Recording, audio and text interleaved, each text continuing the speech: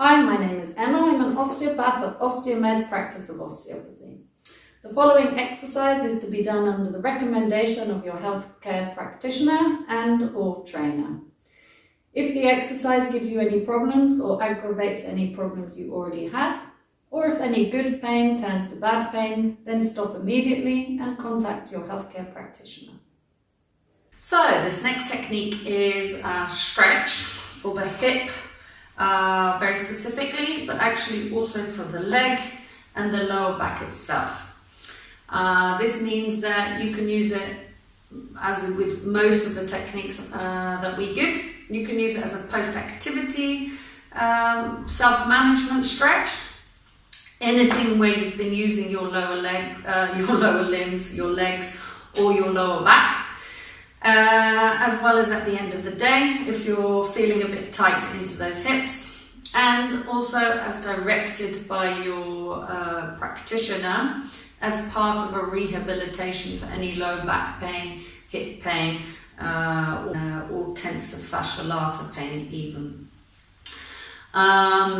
This one is, although it's specific for the hip, you'll be able to feel it in different areas.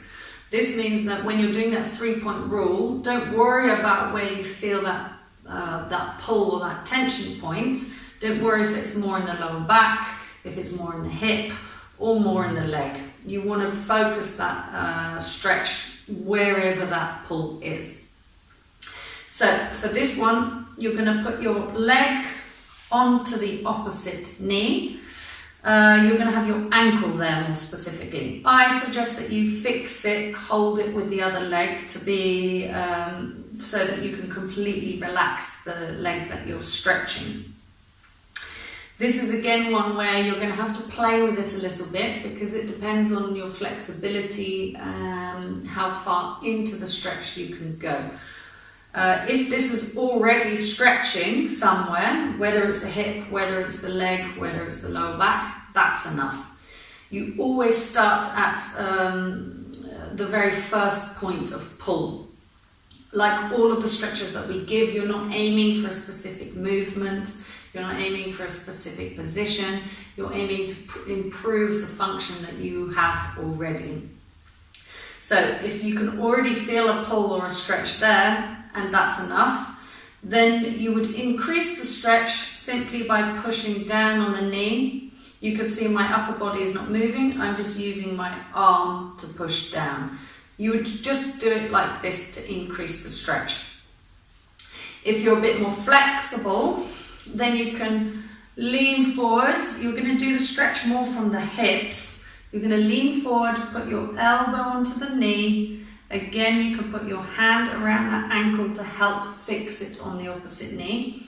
And then to increase the stretch, you actually want to lean away from the hip that you're stretching. You can, at the same time, you're going to push with your elbow down.